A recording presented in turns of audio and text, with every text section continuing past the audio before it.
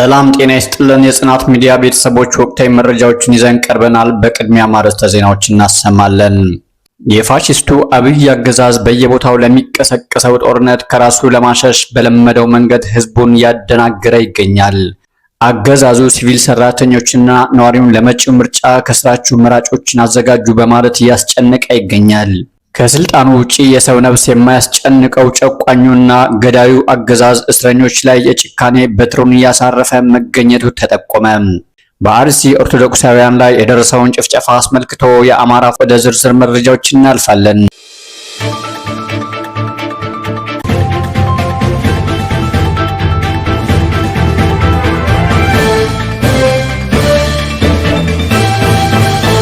የፋሺስቱ አብይ አገዛዝ በየቦታው ለሚቀሰቀሰው ጦርነት ከራሱ ለማሸሽ በለመደው መንገድ ህዝቡን እያደናገረ ይገኛል። አብይ ወደ ስልጣን ከመጣ ጀምሮ ኢትዮጵያ ፍጹም መረጋጋትና ሰላም የናፈቃት ሀገር መሆኗ የአደባባይ ሀቅ ነው። ከሀገሪቱ አራቱን አቅጣጫ ከጊዜ ወደ ጊዜ እየተባባሰ የመጣው ጦርነት በመሸፋፈን ስልጣን ላይ ለመቆየት ምክንያት እየደረደረና ህዝቡ እርስ በራሱ እንዲጫረስ እየሰራ ይገኛል።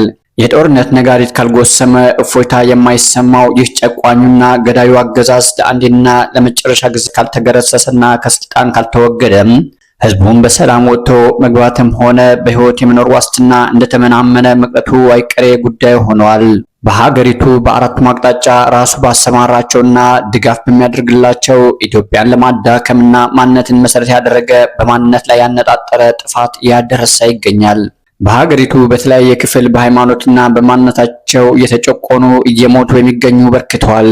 በየጊዜው በሃይማኖታቸው ምክንያት እንደ በግ የሚታረዱ ብዙሃን መኖራቸው ከሰሞኑ በአርሲ የታረዱ የኦርቶዶክስ እምነት ተከታዮች ማስታወስ ከበቂ በላይ ነው።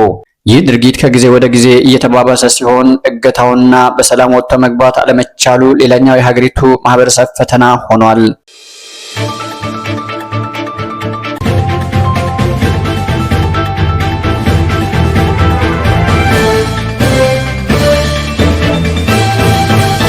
በአማራ ክልል ላይ እያንዣበበ የሚገኘው ማንነትን መሰረት ያደረገ የፋሺስቱ አብይ አህመድ የሞት ድግስ በጀግኖቹ የአማራ ልጆች በመመከት ታላቅ ስራ እየተሰራና አገዛዙንም ለመናድ ጫፍ ላይ የደረሰ ስራ እየተሰራ ቢገኝም አሁንም ህዝቡን ካልጨረሰ እንቅልፍ የሚወስደው የማይመስለው አብይ የተለያዩ ምክንያቶች እየደረደረ በማደናገር ህዝቡን ለመከፋፈል እየሰራ ይገኛል።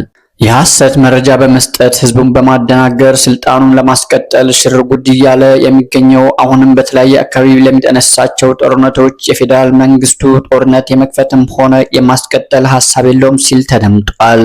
የጀግኖቹ አባቶች ማንነቱና ታሪኩን በታላቅ ክብር ለማቆየት እየታገለ ያለው አማራ ፋኖ ብሔራዊ ንቅናቄ በሚያደርገው ትግል ከፍተኛ ስጋት ውስጥ የሚገኘውና ወንበሩ አደጋ ላይ መሆኑን የተረዳው ተሸናፊው ፋሺስቱ አብይ ከሁሉም ጋር ሲነካከስ ያስተዋለ ነው።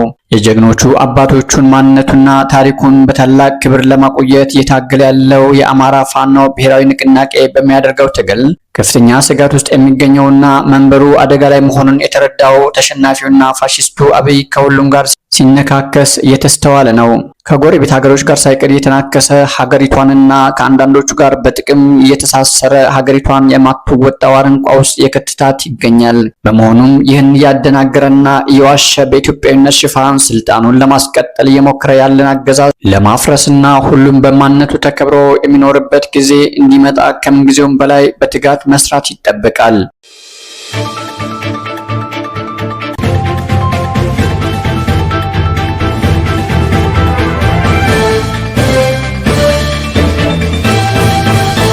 አገዛዙ ሲቪል ሰራተኞችና ነዋሪውን ለመጪው ምርጫ ከስራችሁ መራጮች አዘጋጁ በማለት እያስጨነቀ ይገኛል።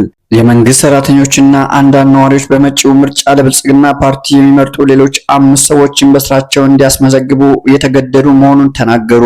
የዚህም ማሳያ በአዲስ አበባ ላፍቶ ክፍለ ከተማ ነዋሪዎች ምርጫ ቅስቀሳ በሶሻል ሚዲያ አማራጮች መጠቀም ሲቻል ለምን በየቤቱ ዳታ በመሰብሰብ በራሪ ወረቀትን መላክ አስፈለገ ሲሉ ጠይቀዋል። ይህ ጥያቄ የብዙሃኑ ጥያቄ ሲሆን ብልጽግና ፓርቲ እንዲመረጥ በየወረዳ አመራሮችና በየቀጠናው መዋቅሮቹ ቤት ለቤት እያስገደደና መረጃ እየሰበሰበ ይገኛል። ወትሮም ፍትሃዊ ምርጫ የሚባል ነገር የማያውቀው የአብይ መራሹ ብልጽግና ፓርቲ ምርጫ 2018 አጭበርብሮ ለማሸነፍ ከዚሁ የሐሰት መረጃዎችን እያደራጀና ህዝቡ እንዲመርጥ እያስገደደ ይገኛል። አማራ ክልልን ጨምሮ በበርካታ በሀገሪቱ ክፍሎች ተቀባይነትን ያጣው ይህ ጨቋኝ አገዛዝ ከዚሁ ምረጡኝ በማለት በመማጸን ላይ ይገኛል። በዚህ ወቅት በአዲስ አበባ የሚገኙት ክፍለ ከተሞችና ወረዳዎች ትኩረታቸውን በምርጫው ላይ አድርገው እንዲሰሩ ተልዕኮ የተሰጣቸው ሲሆን አመራሮቹ በየመንደሩና ጉራንጉሩ እየገቡ ቤት ለቤት እየዞሩ ብልጽግናን ትመርጣላችሁ እያሉ ነዋሪውን ያስጨነቁ ይገኛሉ። የየመንደሩ ነዋሪ በስሩ ሌሎች ተጨማሪ 5 ሰዎችን እንዲይዙና እንዲመርጡ እንዲያደርጉ ተልዕኮ የተሰጠም ይገኛል። ይህ ተልዕኮ በመንግስት መስሪያ ቤት ሲቪል ሰራተኞችም ላይ እየተተገበረ እንደሚገኝ የመረጃ ምንጮቻችን ከአዲስ አበባ ለጽናት ሚዲያ ደርሰውናል።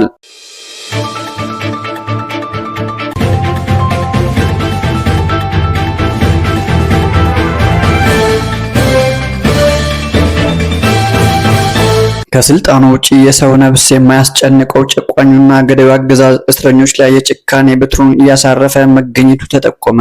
በየቀኑ በርካቶችን እያፈነ በገፍና በግፍ ወደ ማጎሪያ ቤት እያጋዘ ይገኛል። ታዲያ በእስር ቤቶቹ ደግሞ የምግብና የውሃ አቅርቦት ችግሩ ከፍተኛ ደረጃ ላይ ደርሷል።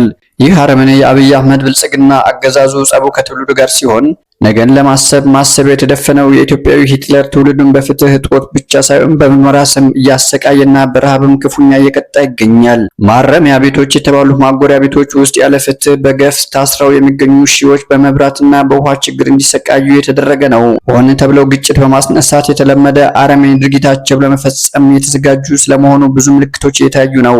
ማረሚያ ቤቶቹ አካባቢ ምንጊዜም ትኩረት የሚያስፈልገው ጉዳይ ሆኖም ታይቷል።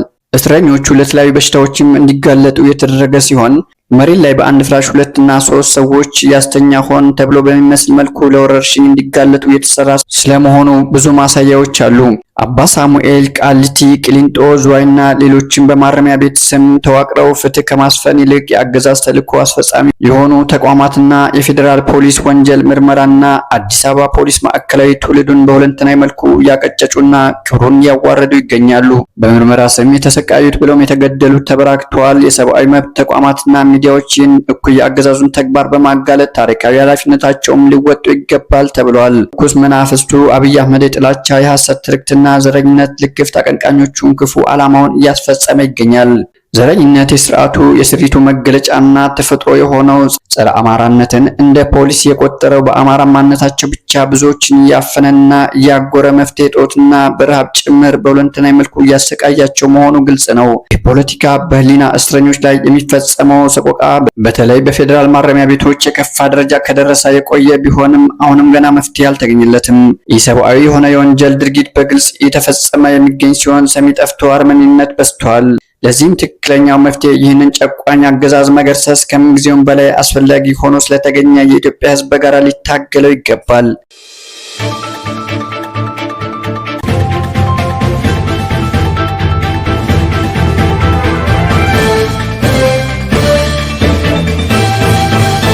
በአርሲ ኦርቶዶክሳውያን ላይ የደረሰውን ጭፍጨፋ አስመልክቶ ከአማራ ፋኖ ብሔራዊ ንቅናቄ የተሰጠ መግለጫ። የአማራ ፋኖ ብሔራዊ ንቅናቄ በኢትዮጵያ ኦርቶዶክስ ተዋሕዶ ቤተክርስቲያን ምስራቅ አርሲ ሀገረ ስብከት ስር በሚገኙ ወረዳዎች ነዋሪ የሆኑ የቤተ ክህነቷ ታላላቅ አባቶች ካህናትና ምዕመናን ላይ በደረሰባቸው ጭፍጨፋ ከፍተኛ ሐዘን የተሰማ መሆኑን ይገልጻል። ከየካቲት 19 ቀን 2018 ዓ.ም ጀምሮ በተፈጸመው ጭፍጨፋ ከ40 በላይ ንጹሃን ነፍሶች በብልጽግና አገዛዝ መር የሽብር ተግባር በጥይት ተደብድበው እና በስለት ተወግተው ሕይወታቸው አልፏል። በሺዎች የሚቆጠሩም ንብረታቸው ወድሟል። ለዘመናት ከኖሩበት ቀያቸውም ተሰደዋል።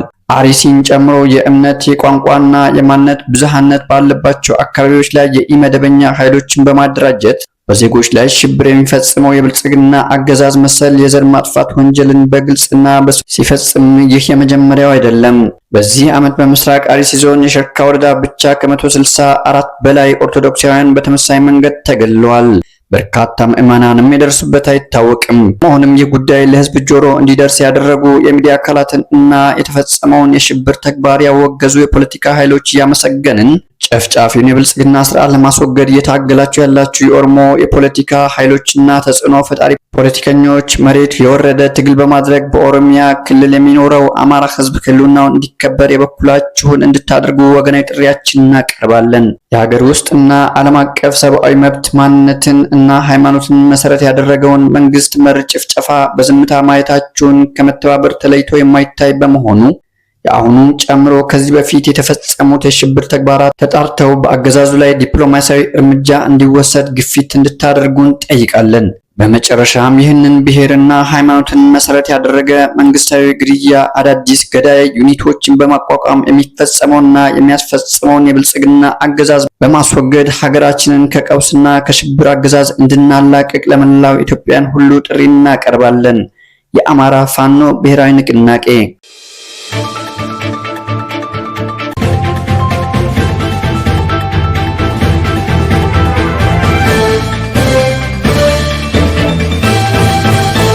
ውድ የጽናት ሚዲያ ቤተሰቦች ለሰዓቱ ያዝናቸው መረጃዎች በዚሁ አጠናቀናል። ይህንን ቻናል ሰብስክራይብ፣ ላይክ፣ ሼር በማድረግ አብሮነታችሁ አይለየን። በቀጣይ ወቅታዊና ትኩስ መረጃ እስክንገናኝ ጥሩ ጊዜ ይሁንላችሁ።